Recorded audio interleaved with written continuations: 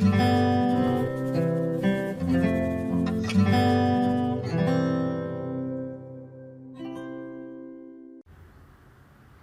the following quadratic equation. So which means we need to find the value of x. Okay, there's a question mark here.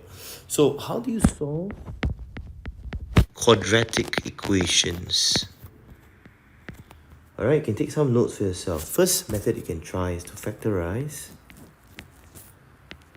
Okay, using your cross or your tic-tac-toe method. Second method, if this doesn't work, then you try and use the quadratic formula. Okay, which is x equals to negative b plus minus square root b square minus 4ac everything over 2a, okay? Now, and then you also need to know how to do completing the square in case they ask you, hey, please solve by completing the square. And there is also a graphical method, which is literally to graph the whole thing on a graph paper. Let's say you have a graph paper over here, and then you graph it nicely, and then your graph turns out to be like this. Then these two bold dots will be your answers for x. Let's say this is -1, this is 2. This will be your x values, okay? Now the fifth step, or the fifth method available is to use calculator, but this is useful to check. Okay, you can key in your quadratic equation in the calculator, and then it will give you solutions from there. Alright, now bear in mind, some quadratic equations cannot be solved, which means there will be no roots, okay? No roots or no solutions.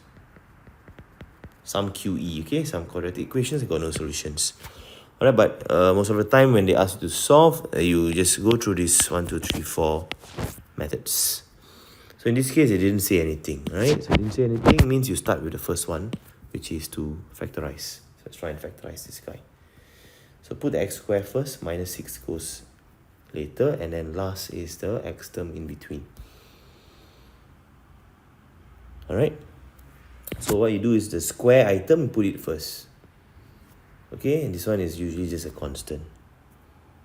Sometimes there's two square items, for example, x squared and y squared, then you put x squared here, y squared term here.